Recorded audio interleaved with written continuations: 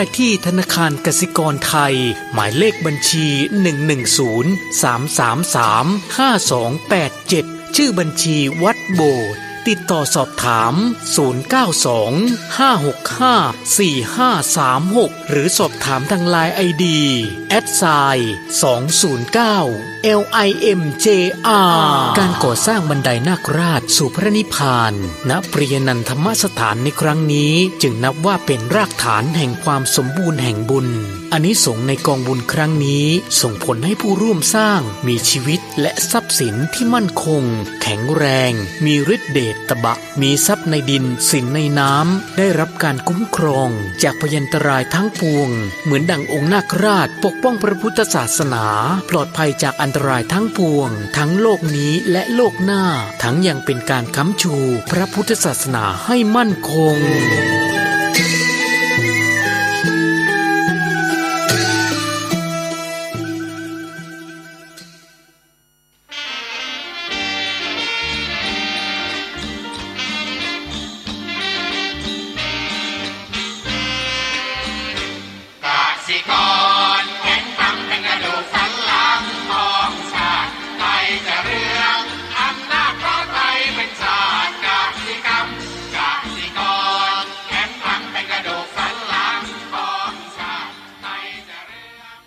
รายการต่อจากนี้ไป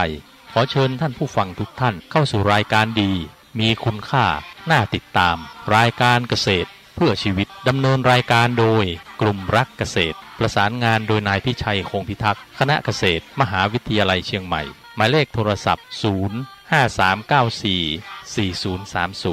ขอเชิญทุกท่านติดตามรับฟังได้ณบัดนี้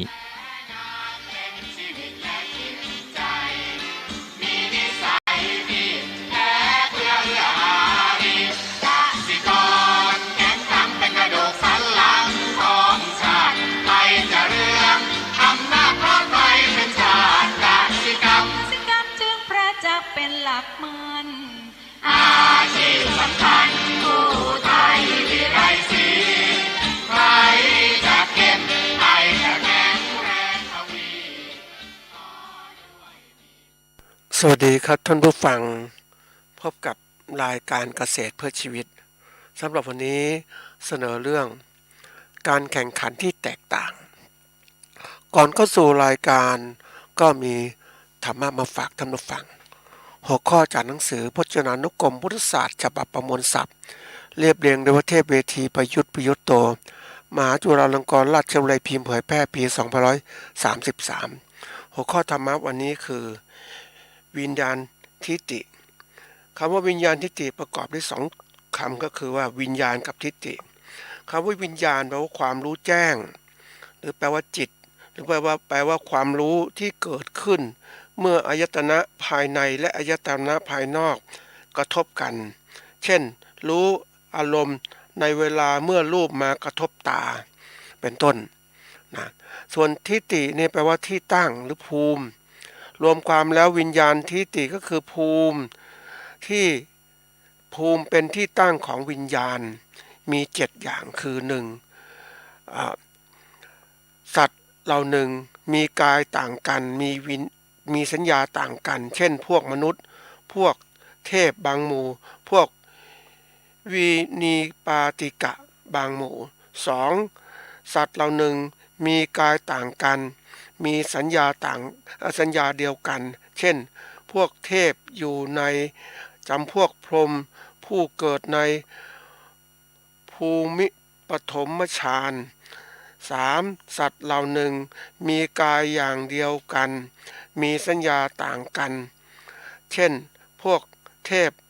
อภัสระ4สัตว์เหล่าหนึ่งมีกายอย่างเดียวกันมีสัญญาอย่างเดียวกันเช่นพวกเทพสุภกินหะ5สัตว์เหล่าหนึ่งผู้เข้า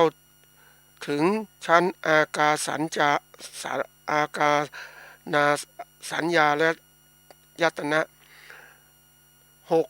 6สัตว์เหล่าหนึ่งผู้เข้าถึงวิญญาณัญจายตนะ7สัตว์เหล่าหนึ่งผู้เข้าถึงชั้น อากินจัญญายตนะนี่นี่คือหัวข้อที่ยกมาถึงภูมิทีนี้ที่จะเน้นในที่นี้คือก็คือภูมิมนุษย์นี่แหละซึ่งเป็นสัตว์เหล่าหนึ่งมีกายต่างกันมีสัญญาต่างกันเช่นพวกมนุษย์นี่มนุษย์มันต่างกันอย่างเพราะอะไรก็เพราะกายก็ต่างกันอยู่แล้ววัยเด็กวัยรุ่นวัยคนทำงานวัยแก่ชรานี่ก็มีกายต่างกันมีสัญญาในความจำได้หมายรู้ก็ต่างกันมันเริ่มจากเด็กๆกันเรียนรู้แบบหนึ่ง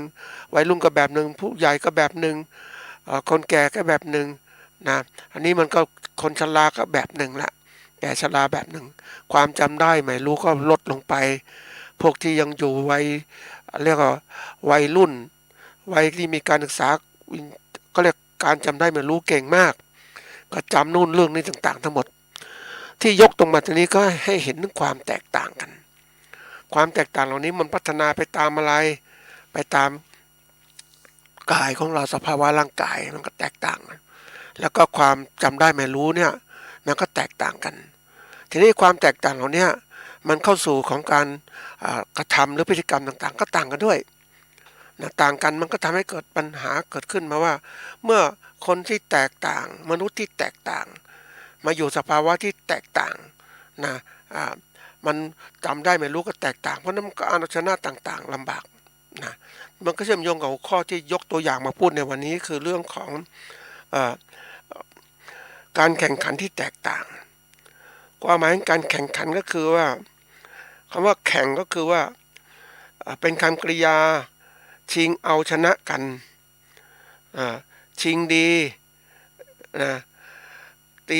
ชิงขึ้นหน้านี่เขียนว่าแข่งนะทีนี้แข่งขันเนี่ยก็คือว่าการเอาชนะเพื่อรางวัลเนี่ยมีหลายอย่างนะท่านผู้ฟัง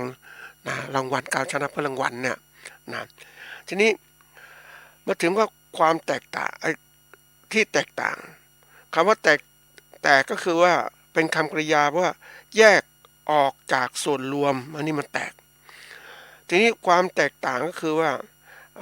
คำว่าแตกต่างที่นี่เป็นคำกริยานะคือว่าไม่เหมือนกันนะผิดกันอันนี้มันแตกต่างการแข่งขันที่แตกต่างคือการที่เอาเรียกเอาชนะเพื่อรางวัลเนี่ยนะที่แตกต่างกันที่แตกต่างมันแตกต่างกับความคิดกับความสามารถของคนที่จะมุ่ง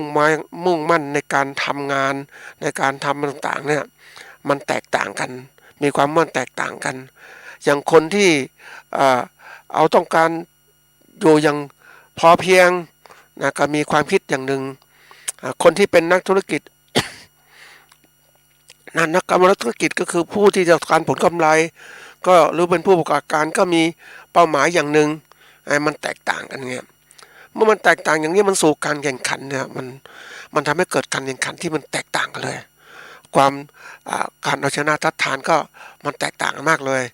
คนที่มีเป้าหมายเล็กๆน้อยๆไม่ความสามารถต่างๆมันก็ไม่ค่อยมีเวลาเข้าสู่การแข่งขันมันก็ลำบากทีเดียว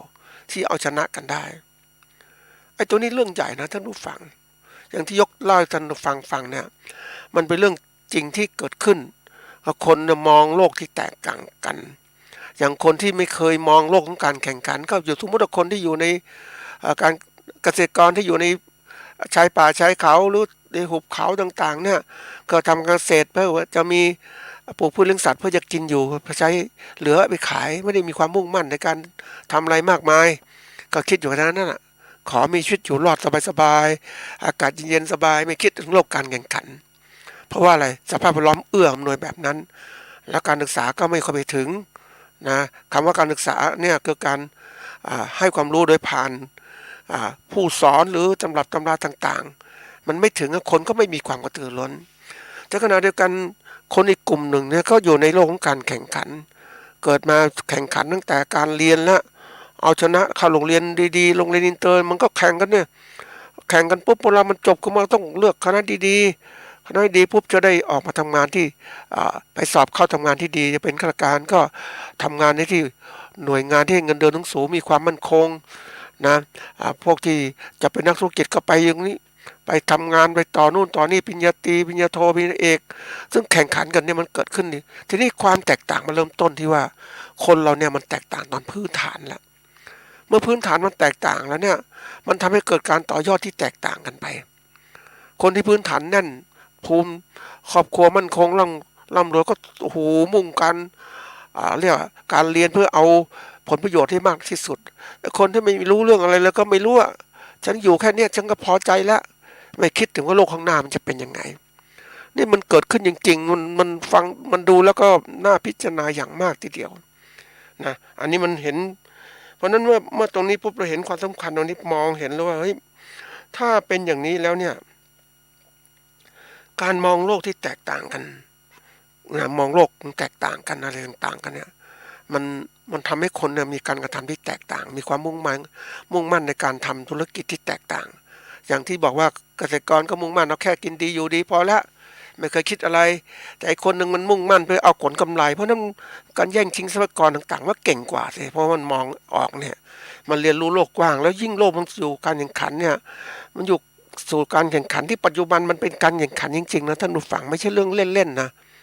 แล้วอยู่เนี่ยทุกคนกลุ่มหนึ่งก็ถูกหลอก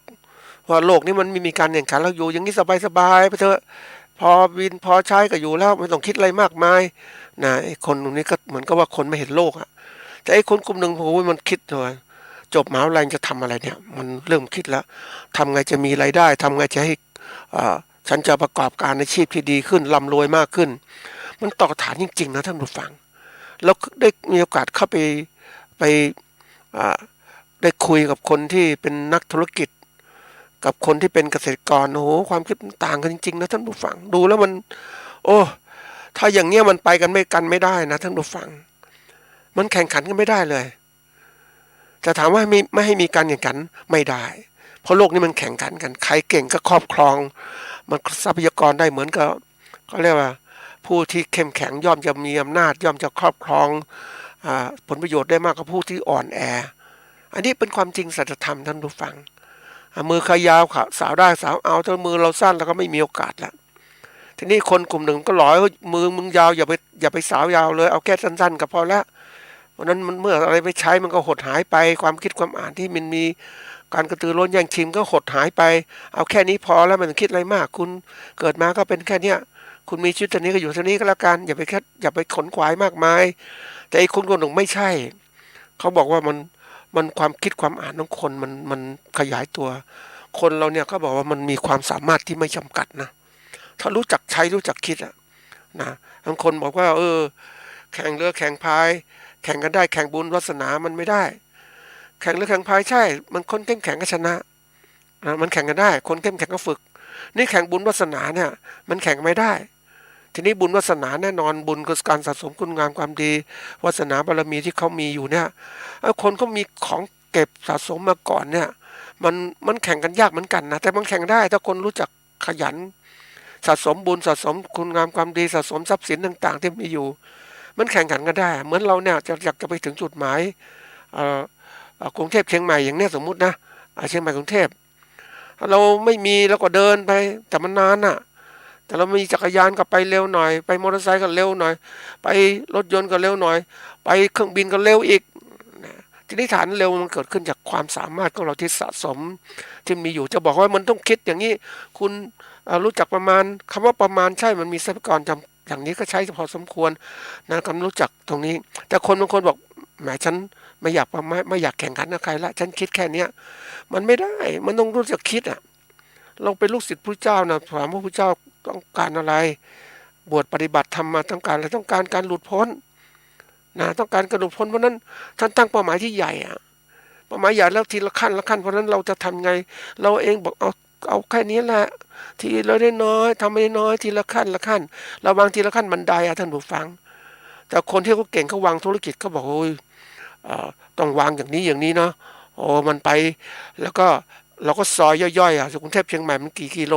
700 กิโลก็ซอยย่อยกิโลที่1ที่2ที่3ที่4เรามีที่กิโลไม่ใช่ว่ามีความหมายว่าฉันเดินวันละกิโลพอละเดี๋ยววันหน้าค่อยว่ากันใหม่แต่คนที่ตั้งเป้าหมายเนี่ยโอ้โหมันเก่งนะมันวางวันนี้เดินกิโลได้วันหน้า2 กิโลได้ไหมต่อไป3 กิโลได้ไหม มันมีความสามารถวันต่อวันเดิน1 กิโล 2 กิโลมันชำนาญต่อไปมันเดิน10 กิโลก็ได้ความสามารถมันสูงขึ้นใช่ไหมท่านผู้ฟังคนเรามันเคยฝึกมาเนี่ยมันก็สูงขึ้นวันก่อนมีโอกาสไปเจอผ่านไปที่บริษัทหนึ่งเขากำลังประชุมพนักงานเขาเรื่องระบบบริหารงานต่างๆเขาก็ตั้งคือเขาต้องพูดของความต้องการของเขาก่อนบริษัทต้องการเป้าหมายการเติบโตมีกำไรเท่านี้โอ้ยจริงๆนะท่านผู้ฟังคนเราต้องตั้งเป้าหมายนี่สำคัญมากเลยเขาตั้งเป้าหมายปีที่แล้วยอดขายเนี่ย20 ล้านปีนี้ต้อง30 ล้านนะนี่คือเป้าหมายแล้ววางเป้าหมายก็มีกำหนดภารกิจให้คนงานทำบริษัทจะทำแล้วทุกคนต้องทำยังไงปฏิบัติการยังไงใครป่วยใครลายังไงวันเทศกาลหยุดติดเทศกาลกำลังขายดีห้ามหยุดนะหยุดตอนที่เทศกาลขายไม่ดีเรามีคนน้อยกับนะก็เรียกว่าหยุดลาได้แต่ถ้ามีภารกิจงานมากห้ามหยุดโอ้โหเอาคนเต็มที่เลยนี่ได้ฟังแล้วโอ้โหนี่มันก็เรื่องของจริงแล้วท่านผู้ฟังเราอยู่บนโลกความเป็นจริงอย่าไปเรื่องของการคิดพิจารณาไปเรื่อยๆเฉยๆไม่ได้แต่นี่โลกความเป็นจริงมันต้องเข้าสู่การที่ว่ามันเป็นโลกการแข่งขันจริงๆเลยโอ้โหนี่ขนาดบริษัทนะท่านผู้ฟังเขาพูดถึงขนาดนี้โอ้โหเรานั่งคิดเราเป็นผู้ประกอบการวันนี้มันบอกว่าเราเห็นสภาพนี้นั่งคิดนะแล้วยิ่งมีโอกาสก็ไปไปฟังเขาไปฟังเรื่องของการเขาบรรยายมีการประชุมสัมมนาทางอบรมผู้ประกอบการนะผู้การเขาเรียกว่าประกอบการรายใหม่นะทำยังไงบ้างนะส่วนหนึ่งแล้วต่อมาก็มีข้างๆก็มีห้องหนึ่งก็เรียกว่าห้องสัมมนาเรื่องการส่งเสริมวิสาหกิจขนาดกลางและขนาดย่อมนะขนาดเล็กนั่นแหละนะมันเติบโตเห็นไหมเพียง2 ห้องติดๆกันนะแล้วก็มีโอกาสไปนั่งฟังต่างๆโอ้โหมันยอมรับว่านี่คือคนที่เขาเข้าเป็นยังไงเห็นสภาพนะท่านผู้ฟังผู้เกษตรกรก็ต้องเป็นผู้การเกษตรนะโอ้เขาต้องทำการค้าการขายอะไรต่างๆเกิดขึ้นมันเกิดไม่หมดนะท่านผู้ฟังบางคนทำไม่ได้บางคนทำได้นี่เมื่อเป็นวิสาหกิจแล้วนะมันก็เกิดเป็นขนาดเล็กก็ต้องทำเป็นขนาดกลางมีการพัฒนาอย่างไรบ้างแล้วก็ขนาดกลางก็เป็นขนาดใหญ่เหมือนบริษัทใหญ่ๆนั่นแหละมันเกิดขึ้นอย่างนี้ทีนี้ถ้าเราไม่คิดไม่อะไรต่างๆเนี่ยมันก็ทำให้เราคับแคบไม่เคยพัฒนาตนเองไม่มีเป้าหมายเหมือนเราเนี่ยท่านผู้ฟังเราถูกส่งเสริมให้ทำการเกษตรทำอย่างนี้นี่นะทำอย่างนี้เราจะได้ผลผลิตดีอย่างนี้แต่มันไม่มีองค์กรใดมาส่งเสริมการตลาดมันก็พังเลยใช่ไหมเราพัฒนาไปเพื่ออะไรเราต้องมีเป้าหมายมันมีคำหนึ่งเขาเรียกว่าข้างหน้าจะเป็นยังไงนะ what is next ก็ต้องหัดคิดนะเพื่อนฟังข้างหน้านะอะไรจะเป็นข้างหน้านั่นคือเป้าหมายอะถ้าเราตั้งเป้าหมายเล็กๆมันก็อยู่แค่เล็กๆอย่างนี้แหละแต่เราตั้งเป้าหมายใหญ่แล้วทำทีเล็กๆมาซอยมาเล็กๆเราจะขึ้นเป้าหมายเนี่ยทีละขั้นไปเจอพระองค์หนึ่งท่านเล่าให้ฟังเรื่องของการปฏิบัติธรรมเพื่อการพ้นทุกข์ท่านก็ซอยย่อยๆเลยนะการจะพ้นทุกข์ได้ท่านเรียนแบบผู้เจ้าท่านฟังก็ต้องสะสมบารมี10 ทัศน์ขั้นตอนนี้คือท่านปฏิบัติทีละอย่างเมื่อท่านบารมีนี้ขั้นเรื่องที่1ท่านทำให้ได้ขั้นเรื่องที่2ทำไม่ได้มันเหมือนทำเรื่องต่อไปทำไม่ได้ปุ๊บเดี๋ยวก็ท่านหลุดพ้นเองมันถึงขั้นตอนมันก็เราซอยย่อยๆว่าเราเป็นผู้ที่ต้องการเป็นผู้ประกอบการนะเราต้องมีเป้าหมายแล้วก็ซอยย่อยๆมันมีปัจจัยอะไรบ้างที่จะทำให้เราประสบความสำเร็จไม่ใช่เรื่อยๆไปอย่างเงี้ยมันแม้มันคิดถึงคำเรื่อยๆมันก็พูดยากนะท่านผู้ฟังเรื่อยๆบางคนเขาบอกว่าเดินวัน19ไอ้เรื่อยๆบางคนนี่มันไม่เอาเว้ยฉันเดินวันละ109นี่มันแตกต่างกันนะยิ่งวันนี้มันมีเครื่องเดินนับออกกำลังกายจำนวนกี่ก้าวแล้วนะเราต้องทำให้ได้ตามนี้ร่างกายจะแข็งแรงบางคนไม่ออกเลยก็มีฉันอยู่อย่างเงี้ยฉันก็พอใจแล้วไม่เป็นไรสบายบางคนก็คิดทำไมออกกำลังกายเดินไปทำไมให้เหนื่อยแรงทำไมคนพวกนี้มันคิดอะไรก็ไม่รู้มันทรมานตนเองฉันอยู่นิ่งๆฉันสบายกว่าไหมล่ะทำไมต้องไปเดินไอ้คนเดินมันก็บอกว่าต้องเดินดิเพราะอะไรจะทำร่างกายแข็งแรงถ้าคุณไม่เดินแล้วคุณก็ติดเตียงเนี่ยคือการมองโลกที่แตกต่างกันมันก็โยงมาถึงการกระทำที่แตกต่างกัน คนที่มองโลกแคบๆว่าอยู่แค่นี้สบายดีแล้วดีที่สุดก็อะไรแก่ชราก็ติดเตียงเพราะร่างกายไม่เคยออกกำลังกายนะยังไปเจอตำราของคนที่เรียกว่าอยากจะมีชีวิต120 ปีเตรียมการยังไงบ้างโอ้โหออกกำลังกายว่ายน้ำต่างๆโอ้ทุกอย่างเลยเราเองก็เหมือนกันอ่ะเราเป็นเกษตรกรเราต้องการเป็นผู้ประกอบการต้องตั้งไม่ใช่เรื่อยๆไปอย่างเงี้ยไม่เคยใฝ่ฝันไม่เคยเลยอยู่ไปอย่างเงี้ยใช้ชีวิตแบบเนี้ยมันก็เลยเป็นแบบนี้ไงถ้าเรารู้จักคิดเปลี่ยนไปเปลี่ยนวิกฤตให้เป็นโอกาสรู้จักพัฒนารู้จักมองโลกที่มันชัดเจนอย่าไปเชื่อคนที่มันบอกว่าอย่ามองเข้าโลกแค่นี้ก็พอแล้วอย่าไปพัฒนาอะไรเลยยังกำลังพอมีพอกินพอใช้ก็เหลือเฟือแล้วโดยไม่คิดว่าไอ้โลกอื่นๆเนี่ยมันเข้มแข็งมันมาแย่งเรากินแต่ก่อนเราพอมีพอกินพอใช้นะน้ำก็ดีปลาในน้ำก็เยอะแยะไปหมดเลยโอ้ยอากาศดีต่างๆนี้ไม่ใช่แล้วโอ้เชียงใหม่เนี่ยคนอื่นๆมาเนี่ยคนอพยพมาคนกรุงเทพย้ายอยู่เชียงใหม่ก็แย่งอากาศหายใจแย่งอาหารการกินยกระดับเมืองเชียงใหม่อาหารการกินสมัยก่อนมันถูกนะเดี๋ยวนี้แพงขึ้นเห็นไหมนี่มันแย่งพื้นที่ทำกินครอบครองมีเงินซื้อพื้นที่คนเกษตรกรต้องขายพื้นที่ไปอยู่ชายป่านู่นนะบางคนมีพื้นที่เล็กนะก็ไปจ้างฟังเขาเนี่ยโอ้โหบอกเขามีพื้นที่กัน1 งานเองอะโอ้โหทำการเกษตรปลูกกระเทียมเช่าพื้นที่เขาเนี่ยโอ้มันลำบากจริงๆนะเห็นไหมนี่แต่ถ้าเรามองให้โลกไกลๆเราต้องทำยังไงมันต้องคิดออกวางตั้งแต่เริ่มต้นพัฒนายังไงคนอื่นเข้ามาแย่งแข่งขันกับคนในพื้นที่แย่งธรรมะกินใช้เนี่ยแย่งทุกอย่างเลยนะมันเป็นเพราะอะไรอ่ะมันเป็นเพราะอะไรมันเขาเนี่ยไอ้คนนี้มันเข้มแข็งแข็งแรงมันแข็งแกร่งมันคิดออกเลยมันทำไงไปที่คนที่อ่อนแอที่สุดแล้วไปแย่งกินทรัพยากรเหมือนอังกฤษที่มันล่าในนิคมฝรั่งเศสล่าในนิคมก็อพยพมาทางเอเชียเอาปืนอาวุธมาข่มขู่แย่งชิงทรัพยากรต่างๆประเทศเหล่านี้ก็แน่นอนคนที่ไม่มีอาวุธไม่มีแล้วก็กลัวตายก็ต้องยอมเขาเห็นไหมแต่วันปัจจุบันเรายอมไม่ได้เรามีความรู้เนี่ยท่านผู้ฟังอย่าไปย้อยคนอื่นมากดหัวเราทำไมอ่ะ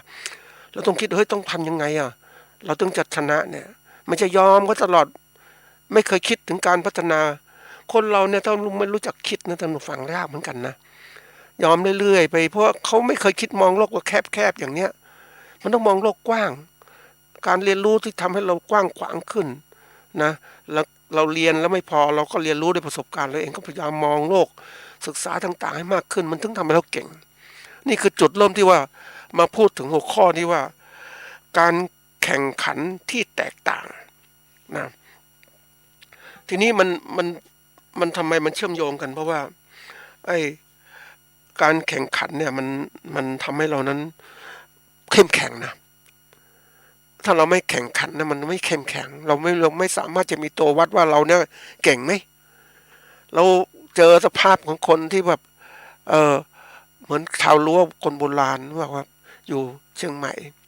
นะที่เคยครองอาณาจักรเราเนี่ยคนกลุ่มหนึ่งก็เจอศัตรูบุกรุกก็หนีไปอยู่บนเขานู่นออกไปนู่นอีกคนกลุ่มหนึ่งก็อยู่ข้างล่างสู้สินะมันก็เกิดการแข่งขันไม่วันหนีไปตลอดนะหนีก็ต้องหนีตลอดนี่สู้เอาชนะมันเสียศัตรูมาก็ต้องสู้มันนี่มันมีคำหนึ่งที่มันเกิดขึ้นว่าคำว่าแตกต่างมันมีทุกคำหนึ่งคือคำว่าแตกตื่นนะน่าสนใจนะคำว่าแตกตื่นเป็นคำกริยาว่านะแข่งกันไปด้วยความตื่นเต้นนะแข่งกันไปด้วยความตื่นเต้นตระหนกตกใจหรืออยู่ในหรืออยู่รู้อย่างเห็นไม่ชัดเนี่ยนะอยู่อย่างที่เห็นไม่ชัดเนี่ยมันทำให้แข่งขันมันตื่นเหมือนคนเราตื่นเต้นนะอะไรต่างมันตื่นเหมือนคนเรานอนหลับตื่นถูกปลุกให้ตื่นเราไม่รู้ตัวเมื่อขาดความตระหนกตกใจมันตื่นเต้นไปหมดนะมันก็ทำให้ไม่ค่อยได้ใช้สติปัญญารู้เท่าทันอารมณ์ทำให้จิตเป็นกลางพิจารณาต่างๆได้ชัดเจนแต่หัวข้อนี้ไม่ใช่มาทำให้ท่านตื่นเต้นนะจะทำให้ท่านรู้ว่าเราควรจะเป็นอย่างไรละนะทีนี้มาดูว่าจากจุดที่เราไปที่ผู้ดำเนินรายการได้เข้าไปดูงานต่างๆเนี่ยนะในคันที่ว่าเข้าไปร่วมสัมมนาของทางวิชาการนะผู้การรายใหม่แล้วก็ผู้ประกอบการ SME หรือผู้การวิสาหกิจขนาดกลางขนาดย่อมนะทำเห็นความแตกต่างกันขึ้น เราได้เห็นถึงปัญหาต่างๆได้มีโอกาสได้พูดคุยกับคนที่เขาเก่งเรื่องการตลาดเขาบอกว่าทั้งหมดเนี่ยเขาที่เขาฟังรายการมาเยอะแยะเข้าร่วมสัมมนามามากมายทีเดียวนะถ้าผู้ประกอบการเกษตรกรที่เข้าร่วมจะเป็นผู้ประกอบการหรือกิจการขนาดเล็กขนาดกลางเนี่ยมีปัญหาตัวหลักก็คือเรื่องการตลาดอันนี้เขาพูดให้ฟังนะท่านผู้ฟังการตลาดเนี่ยมันสิ่งสำคัญมากเลยถ้าคุณไม่มีตลาดคุณจะผลิตอะไรคุณทำอะไรไม่ได้หรอกคุณมองโลกอะไรไม่ได้จนทั้งเกิดคำที่ว่าตลาดนำนำการเสริมเพิ่มการบริหารเพื่อพัฒนาการผลิตตัวเองพัฒนาตลาดของตนเองนี่คนเรามองไม่ออกเราไปมุ่งมองเฉพาะที่เขาส่งเสริมได้มีโอกาสฟังเรื่องของฝ่ายหนึ่งก็ฝ่ายกระทรวงพาณิชย์นะท่านผู้ฟังเจ้าที่กระทรวงพาณิชย์ก็มาเล่าให้ฟังว่าการเกษตรมันเกิดขึ้นว่ากระทรวงคือกระทรวงเกษตรเนี่ยก็บอกให้กระทรวงพาณิชย์ช่วยการค้าขายกับเกษตรกรนะช่วยหาตลาดให้ด้วยอะไรต่างๆเหล่านี้นะนี่เขาก็มองรูปแบบว่าเฮ้ยทำไมจะช่วยกับแม้มันเยอะแยะอย่างเนี้ยก็ต้องไปดูว่ากระทรวงเกษตรส่งเสริมพัฒนาการเกษตรไปงี้ส่งเสริมให้เขาทำอย่างงู้นอย่างนี้นะเสร็จแล้วคุณทำไมไม่หัดคุณไปส่งเสริมคุณไม่ดูตลาดเหรอแล้วเวลาเดือดร้อนก็มาให้กระทรวงพาณิชย์ค้าขายมันไม่ได้อย่างนี้นะมันต้องทำให้เป็นระบบนะให้ความเป็นระบบเพราะว่าถ้าคุณไปส่งเสริมเกษตรกรทำเกษตรกรไม่มีตลาดเกษตรกรก็เจ๊งขาดทุนนะสิที่เกิดขึ้นปัจจุบันนี่แหละนะกรมภาครัฐก็บอกว่าก็ฉันทำหน้าที่ของฉันอย่างนี้แล้วส่งเสริมแล้วเรื่องตลาดเรื่องตรงนี้นี่พาณิชย์จะรับช่วงต่อบอกพาณิชย์ก็บอกไม่ใช่ฉันทำตรงนี้ใครมีความสามารถก็รับไปไม่มีความสามารถฉันไม่สามารถจะช่วยคนอื่นได้หมดเนี่ยมันก็เกิดการเกี่ยงตรงนี้ทีนี้ใครจะเป็นผู้ที่รับผลล่ะท่านผู้ฟังก็ผู้ประกอบเกษตรกรหรือผู้ประกอบการเกษตรนี่แหละต้องรับผลเองไม่มีใครจะช่วยได้นะราคามันเปลี่ยนแปลงราคาเกษตรมันเปลี่ยนราคาสินค้าเกษตรมันเปลี่ยนตลอดเวลาใครจะช่วยเวลาดีเขาก็มาบอกเป็นผลดีเขาตลาดที่เราเจอปัญหาต่างๆเนี่ยเขาก็ต่างคนต่างจะหนีไปเขาก็ทำตามหน้าที่ของเขาอะนะว่าเขามีหน้าที่ส่งเสริมไปไอ้ฝ่ายนึงก็บอกการตลาดแต่ตลาดนี่ต้องมีก่อนนะไม่ใช่ว่ายังจะมีเดือดร้อนแล้วมาให้หาตลาดให้มันไม่ทันแล้วจริงๆของเขาอะท่านผู้ฟังเพราะนั้นวันนี้เขาบอกว่าไอ้คนเด็กคนนี้ที่เขามีความรู้เรื่องการตลาดเนี่ยเล่าให้ฟังว่าปัญหาตรงนี้มันเกิดขึ้นเพราะขาดการตลาดแล้วเขาก็เริ่มที่จะมองเห็นเราทำงานก็เห็นช่องทางตลาดของเขาได้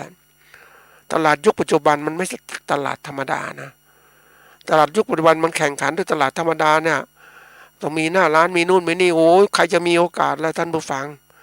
รายใหญ่ๆมันครอบคลุมหมดแล้วอะเราเห็นได้ชัดเจนว่าผู้ประกันใหญ่ๆเขาคุมหมดแล้วตลาดค้าส่งตลาดค้าปลีกตลาดสะดวกซื้อคุมหมดเลยคุมปัจจัยการผลิตอีกต่างหากเขาคุมขนาดเขาวางเครือข่ายหมดเพราะว่าเขาเห็นว่าการประกอบการ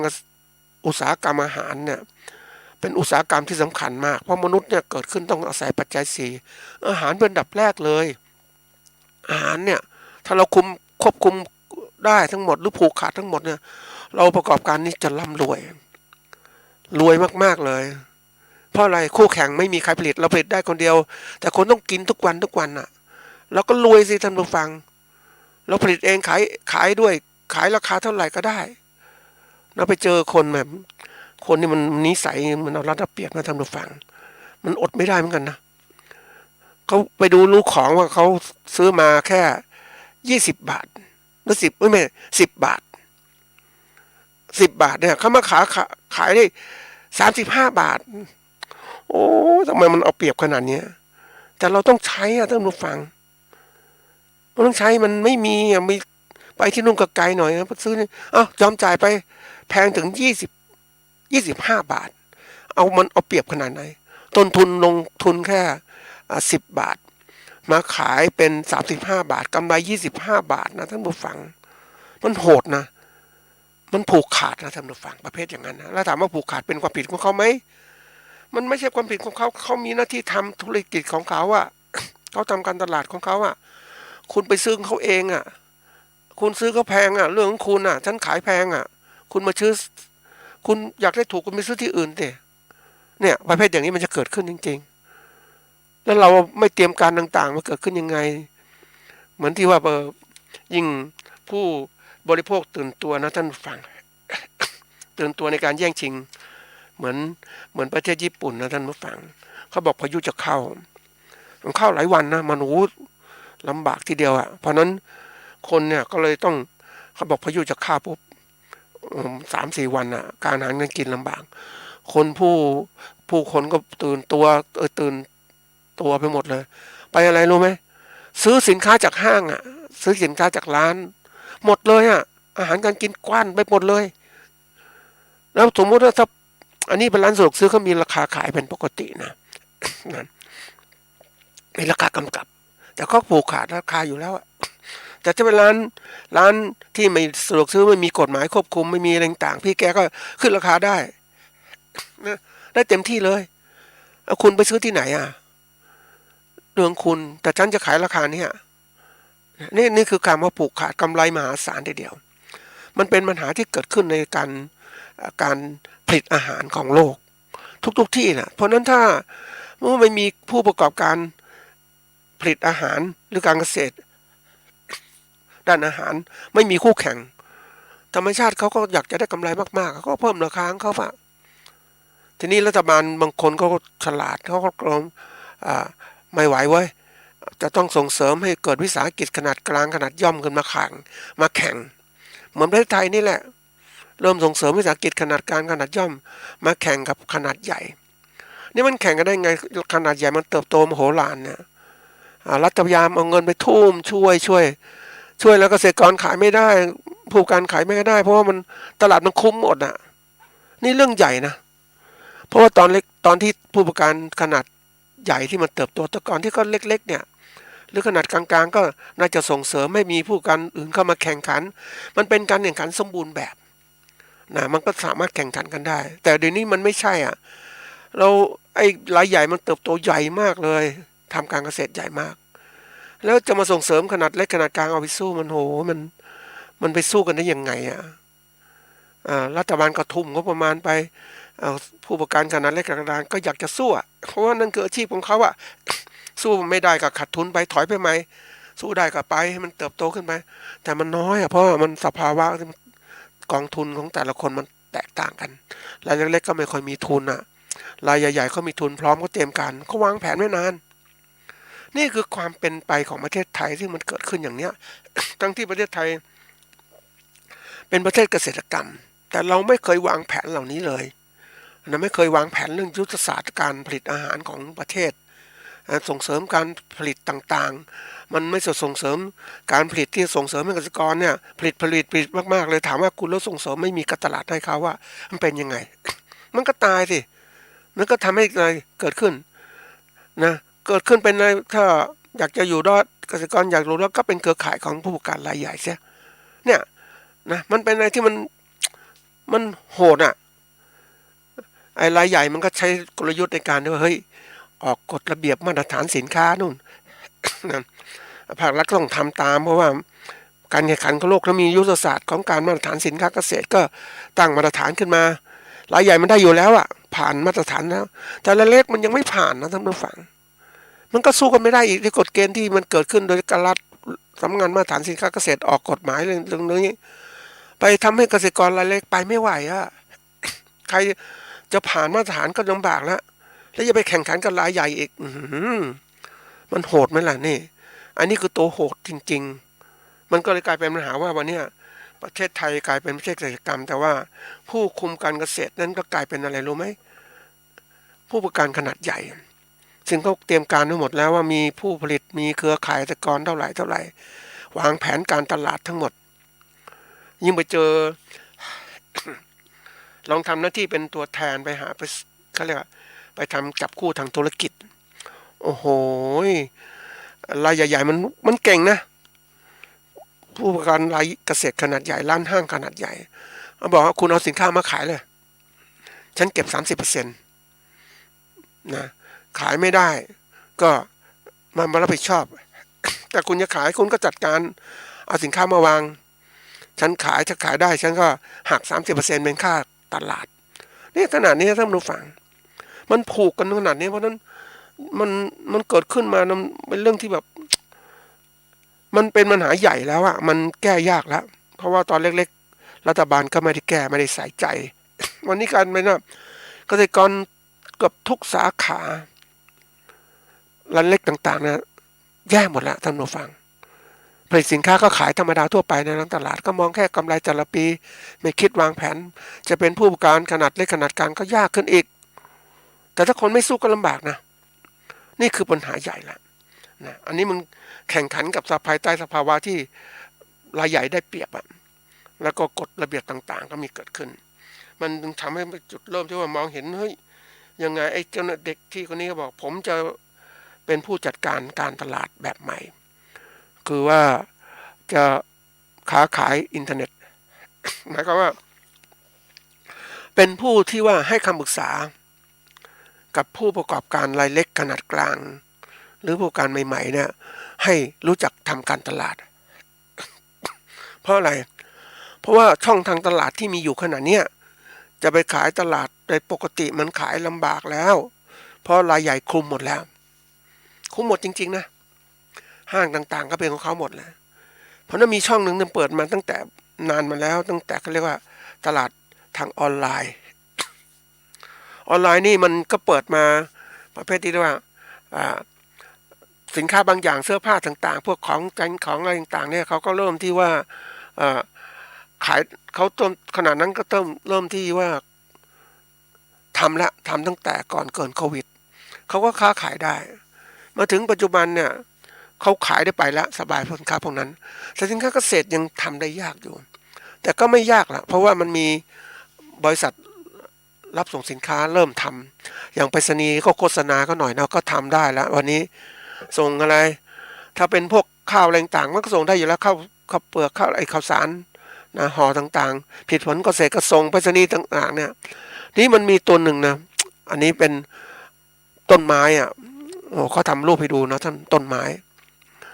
ส่งต้นไม้อ่ะต้นไม้สดต้นกุหลาบต้นพืชต่างๆเนี่ยที่มีผู้สั่งซื้อเนี่ยเขาส่งได้แล้วส่งได้แล้วต้นไม้ไม่กระทบกระเทือนนะอันนี้เป็นเรื่องจริงนะมันเริ่มพัฒนาไงเพราะว่ามันการแข่งขันที่ไปรษณีย์เนี่ยเป็นตัวอย่างของการที่ว่าก่อนไม่ค่อยพัฒนาแต่ตอนหลังเนี่ยมันก็เกิดต้องจ้างอ่ะต้องพัฒนาตนเองเพราะว่าอะไรวิสัยทัศน์ของคนเนี่ยคนแก่ที่เคยทำงานไปรษณีย์ก็เรื่อยๆเฉยๆมันก็ทำให้ไปรษณีย์ขาดทุนอ่ะทีนี้ไปรษณีย์เริ่มนโยบายใหม่ว่าต้องจ้างคนเก่งๆเข้ามาทำงานนะเอาวัยรุ่นวัยต่างๆจ้างคนที่มีมืออาชีพเขาเรียกมืออาชีพจริงๆมีความรู้เรื่องการบริหารงานยุคใหม่นะเขาเริ่มที่ว่าวางแผนการแข่งขันยังไงเอาชนะคือสามารถแข่งขันคือเปิดตลาดด้วยวิธีการขายขนผลไม้ขน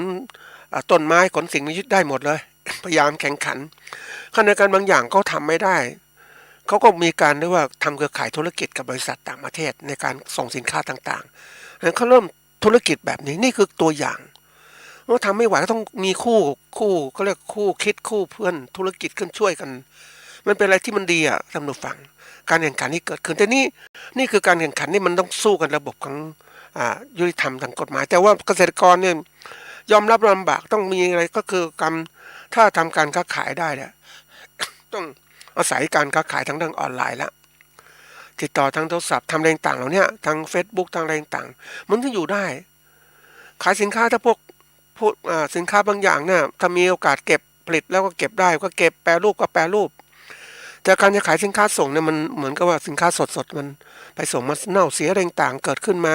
มันลำบากต้องมีถ้าจะเป็นแบบนี้ต้องมีห้องเย็นมีเรื่องการขนส่งที่รวดเร็วอย่างเนี้ยมันเป็นสิ่งต้องคิดแหละนะทีนี้นี่มันมองถึงเรื่องที่ว่าเราจะอยู่รอดอย่างไรเนี่ยหัวข้อสำคัญนี้คือทำยังไงเราต้องรู้รู้รอดยังไงนะทีนี้มาดูว่าทั้งหมดเนี่ยปัญหาต่างๆมันเกิดขึ้นตลาดเป็นเป้าหมายเราต้องคิดถึงการตลาดนะท่านผู้ฟังคำว่าตลาดก็ที่ซื้อขายแยกเป็นสินค้ากันถึงจะเป็นแหล่งเกิดกำเนิดทางเศรษฐกิจเกิดขึ้นก็ได้การซื้อขายแลกเปลี่ยนเกิดขึ้น เราขายเข้าไปนะทีนี้มาถึงว่าเราจะแก้ไขปัญหานี้อย่างไรนะเราให้ในการที่เราเป็นเกษตรกรหรือผู้ประกอบการเกษตรต้องคิดอย่างไรทีนี้ในที่นี้ผู้ดำเนินการก็ขอแบ่งผู้แข่งขันเกิดขึ้นที่เราจะแข่งขันน่ะ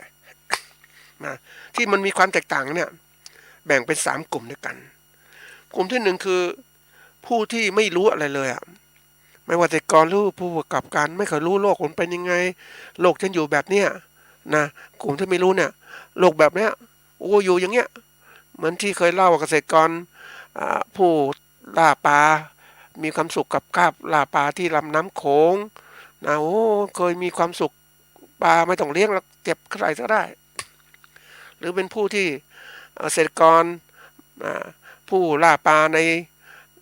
ต้นเลสาบของเขมรก็เช่นกันเหมือนกันเลยเขาไม่ต้องคิดอะไรเขามีหน้าที่ล่าปลาเขาก็ได้มาขายล่าปลามากๆก็ไม่ได้ต้องมาเก็บมาทำปลาทำอะไรลำบากเอาแค่เนี้ยทีนี้วันเวลามันผ่านไปอย่างวันนี้เกิดขึ้นประเทศจีนสร้างเขื่อนนะน้ำในแม่น้ำของลดลงปลาก็ลดจำนวนน้อยลงนะเกษตรกรผู้ล่าปลาในประเทศไทยก็ลำบากตัวเลสาบก็เจอปัญหากันนะยิ่งคนมันมากขึ้นแย่งกันนู้นแม้ว่าปลาที่ชุกชุมมันตัวเล็กๆทั้งนั้นเลยเกิดขึ้นมามันไม่มีโอกาสโตขึ้นว่าคนแย่งกันนี่คือคนที่ไม่รู้โลกมันจะเปลี่ยนยังไง ถ้าเรารู้โลกมันอย่างที่เคยกล่าวคนจะรู้โลกได้ทันโลกเนี่ยเราไม่เรียกว่ารู้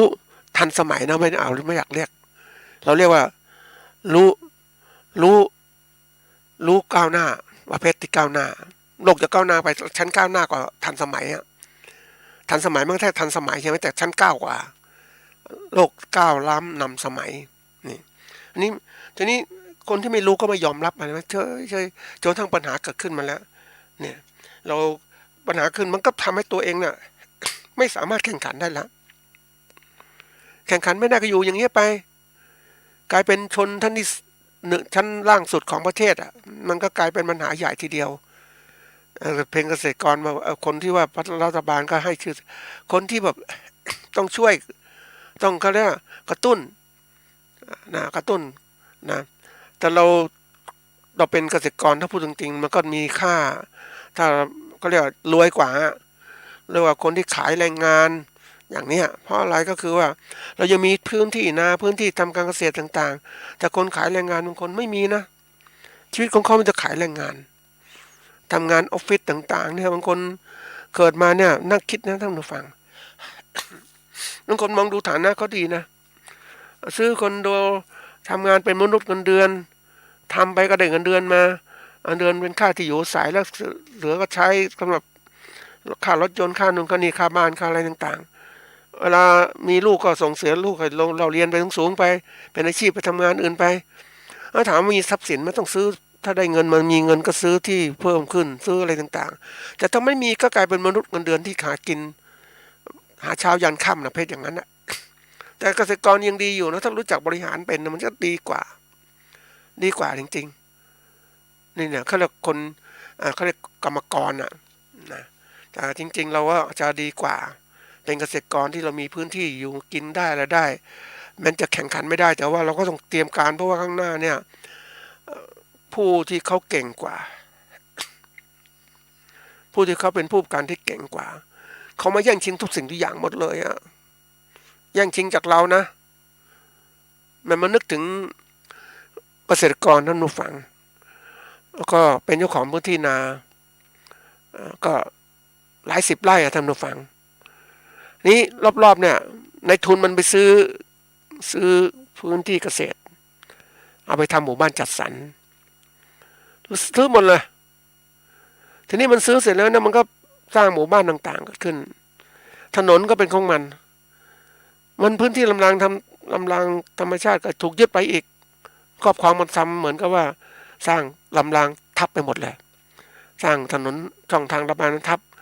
ช่องทางเดินผ่านก็ไม่ผ่านอีกอะไม่ผ่านนะก็กลายเป็นพื้นที่ตาบอดออกลำบากเมื่อตาบอดเสร็จแล้วทำไงรู้ไหมไม่มีทางออกอ่ะต้องกดราคาเลยโอ้โหเห็นไหมนะอยู่ไม่ได้แทนที่แต่ก่อนขายราคาสมมติไร่ละ10 ล้านสมมตินะมันกดอย่างนี้ปุ๊บ ไร่ละล้านเอาไหมนะไม่มีทางไปไหนท่านผู้ฟังนี่มันเกิดขึ้นจริงๆเนี่ยมันเกษตรกรการเกษตรของเราเนี่ยลำบากอย่างเนี้ยนะนี่เรารู้โลกแข่งขันมันเกิดขึ้นมันเป็นอย่างนี้มันเกิดขึ้นเราต้องหาทางออกและเตรียมการอย่างไรก็ต้องตื่นซะรีบหาทางออกพัฒนาตนเองนะอีกคนอีกกลุ่มหนึ่งรู้แต่รู้ช้านะแข่งขันไม่เก่งนะอันนี้ก็แน่นอนกลายเป็นอะไรครับก็อย่างคือพวกนี้บางทีคือเหมือนกับคนเราอะตั้งเป้าหมายมันเล็กไปมันรู้ช้าตั้งเป้าหมายเล็กๆก็แค่นี้พอละไม่ได้ฝังอะไรรู้แต่เริ่มมีการรู้เกิดขึ้นแต่กลุ่มแรกทำไมตั้งเป้าหมายอยู่ไปวันๆนึงอะเพราะว่าไม่เห็นอะไรเนี่ยไม่มีความรู้เรื่องการแข่งขันที่เกิดขึ้นแต่อะไรนี่รู้แล้วแต่แข่งขันแบบชนิดที่วางเป้าหมายเล็กๆไว้ทำแค่นี้พอไม่ได้ใส่ใจว่าเฮ้ยจะต้องเติบโตยังไงหาทางออกยังไงธุรกิจจะเป็นยังไงไม่เคยคิดเนี่ยมันเกิดเป็นผู้ประกอบการเล็กๆอย่างเงี้ยก็ยังไม่คิดใหญ่จะทำยังไงให้มันใหญ่ขึ้นนี่คือเรื่องใหญ่นะท่านผู้ฟังมีเรื่องกระตือร้นแต่ว่าไม่สามารถจัดการต่างๆได้นั่นก็กลายเป็นว่าเป็นองค์กรเล็กๆที่ยังไม่มีความสามารถในการจัดการนะกลุ่มที่3เนี่ยคือกลุ่มที่รู้แล้วทำแข่งขันได้ตั้งเป้าหมายใหญ่ได้เหมือนบริษัทเลยเกษตรกรก็เป็นเกษตรกรผู้นำขนาดใหญ่เลี้ยงวัวเลี้ยงควายเลี้ยงสัตว์เลี้ยงต่างๆผลิตวัวนมผลิตต่างๆเหล่านี้มีเรื่องความรู้เรื่องการตลาดเรื่องต่างทั้งหมดเลยจากเกษตรกรแล้วกลายเป็นผู้ประกอบการขนาดเล็กขนาดกลางแล้วกลายเป็นขนาดใหญ่ผลิตนมขายนะเนี่ยเพลินได้เจอกับคนที่เป็นโรงนมทางภาคใหญ่ทางภาคเหนือเขาทำธุรกิจนี้ท่านผู้ฟังเขาก็สามารถชนะได้กว่าจะชนะได้โอ้โหมันลำบากทีเดียวเพราะนมมีทั่วไปตรงภาคกลางก็ขึ้นมาอื่นก็ขึ้นมาแต่เขาใช้ยุทธศาสตร์อยู่ภาคเหนือวัตถุดิบก็ถูกอะไรก็ถูกเรื่องรายงานก็ถูกค้าขายค่าขนส่งถูกแล้วเนี่ยก็ถึงผู้บริโภคโดยตรงต้องการกินนมสดต้องการมีหมดเลยพัฒนาการต่างๆมันชนะไงอยู่ได้แต่จะมีอยู่ได้อย่างนี้สักกี่คนพัฒนากี่คนมันเป็นเรื่องที่ว่าเรานั้นต้องตั้งเป้าหมายให้สมเหตุสมผลแต่คำว่าสมเหตุสมผลนั้นก็คือว่าต้องมีความรู้ มองข้างหน้าชัดเจนเคยกล่าวไว้ว่าคนเราเนี่ยถ้ารู้จักตั้งเป้าหมายมองไปทิศทางข้างหน้าให้มันลึกให้มันมองเห็นนะท่านผู้ฟังมันที่กล่าวไว้ว่าพระพุทธเจ้าท่านทรงวางเป้าหมายก็การบรรลุการพ้นทุกข์หรือมรรคผลนิพพานนะท่านทำตรงนี้จริงๆมันก็มีฐานะทำอย่างนั้นแต่ถึงว่าวันหนึ่งถ้าทำไปด้วยเป้าหมายท่านตั้งไว้ก็สำเร็จเราเองต้องตั้งเป้าหมายสูงว่าเราต้องเป็นเกษตรกรหรือผู้การที่อยู่รอดได้ในระยะ20 ปีข้างหน้าเนี่ยสมมตินะฉันต้องทำยังไงบ้างนะต้องวางเป้าหมายไม่ใช่ว่าอยู่ไปอย่างเงี้ยวันๆใช้อย่างเงี้ยไปไม่รู้จะเป็นไงเดี๋ยวเย็นก็ไปสันเสหาอย่างเนี้ย มันไม่ได้ละอย่างที่เคยกล่าวต้นรายการว่าอะไรข้างหน้าจะเป็นไง what is next นะอะไรจะเป็นเป้าหมายไม่ใช่ว่ามองไปสั้นๆเดี๋ยวนี้เขามองอะไรต่างๆยาวนะท่านผู้ฟังยิ่งคนเก่งๆนักธุรกิจเก่งๆเนี่ยเขามองทำธุรกิจเขาเก่งมากนะเขามองเป้าหมายว่าเป็นยังไงข้างหน้าเนี่ยคนกรุงเขาบอกว่ามีคนเขาวิเคราะห์นะท่านผู้ฟังเนี่ยอันนี้เรื่องจริงนะเขาบอกเชียงใหม่จะเติบโตเท่ากรุงเทพนะใหญ่ๆข้างหน้าเนี่ยก็เพราะอะไรก็เพราะว่าคนอื่นๆมาอยู่เชียงใหม่แล้วมันช่องทางทำธุรกิจต่างๆให้มากมายทีเดียวแต่เดี๋ยวนี้การทำธุรกิจไม่ใช่ต้องไปอยู่ที่ทำงานทำธุรกิจนอกสำนักงานก็ได้ทำนู่นนี่วางแผนต่างๆติดต่อได้หมดเลยแล้วสภาพเมืองเชียงใหม่น่าอยู่ทรัพยากรต่างๆก็สามารถจะซื้อจัดหาได้คนก็เริ่มอพยพมาเชียงใหม่มากมายกลายเป็นเมืองที่เติบโตเร็วขึ้น แล้วทีนี้ธุรกิจร้านอาหารก็เกิดขึ้นมากมายเห็นไหมเมืองก็ใหญ่ขึ้นนะเขาเตรียมการต่างๆไว้คนที่มองธุรกิจมันเกิดขึ้นว่าเฮ้ยมันน่าสนใจไง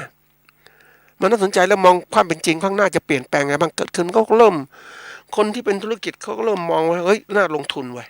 เหมือนเราเนี่ยเป็นนักเล่นหุ้นเนี่ยเราจะรู้ซื้อหุ้นซื้ออะไรต้องซื้อหุ้นที่มีอนาคตอ่ะ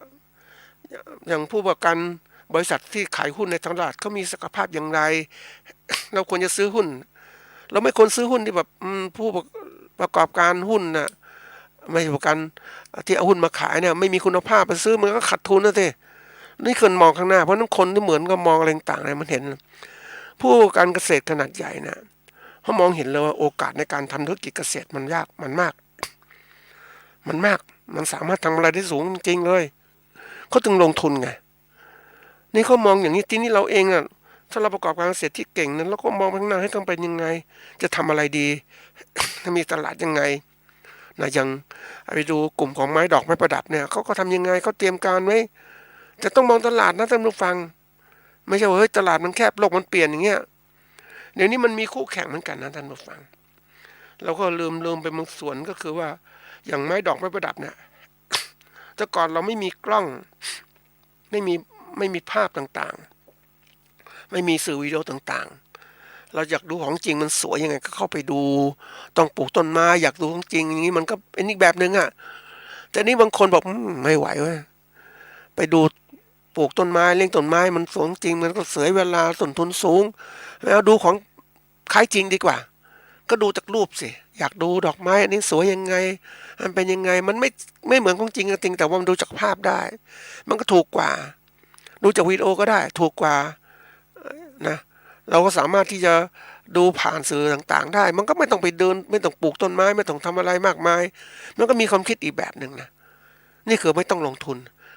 นะในพวกของไม้ดอกประดับเนี่ยเขาก็สามารถพวกที่เขามองปุ๊บมันลงทุนไม่ต้องปลูกไม่อะไรดูภาพพอแล้วกันแต่เรื่องอาหารเนี่ยสำคัญนะท่านผู้ฟังถ้าคุณอยากกินอาหารคุณไม่ปลูกไม่ทำแล้วคุณจะกินแต่คุณผ่านพ่อค้ากลางคุณก็จะลำบากใช่ไหมแล้วคุมอาหารได้สำคัญที่สุดนะท่านผู้ฟังเจอผู้ประกอบการร้านค้าที่เขาเก่งนะเขาคุมอาหารได้จริงๆเขาประกอบการร้านค้าเขาเก่งมากร้านอาหารเนี่ยปัจจัยต้องดีสดสะอาดนะอร่อยทำอาหารปรุงรสอร่อยนะลูกค้าก็จะเข้ามาใหม่เห็นไหมเข้ามาตลอดเวลาก็ทำกำไรมากอันนี้เขาจะปลูกผักต่างๆเนี่ยเขาเริ่มปลูกผักของเขาเองแล้วเพราะปลูกผักให้คนอื่นปลูกมันไม่ได้ไม่คุ้มไม่สวยเขาปลูกเขาเอง นี่คือการคุมแล้วเลี้ยงไก่ก็เหมือนกันเพราะฉะนั้นคนที่คุมได้ทั้งหมดเนี่ยมันก็แน่นอนผู้การที่ก็เก่งนะเขาคุมอย่างนี้นี่คือการแข่งขันเขาก็แข่งขันกันเพื่อจะอะไรเพื่อชนะนั่นเองได้รางวัลคือเม็ดเงินที่เขาได้มามากขึ้น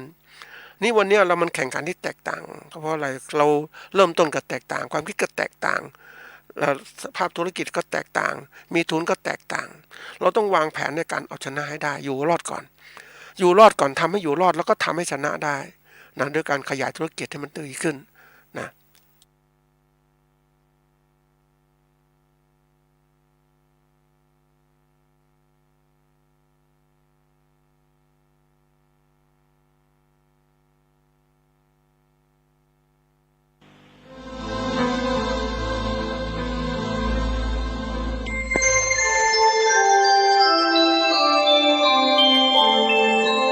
ขณะนี้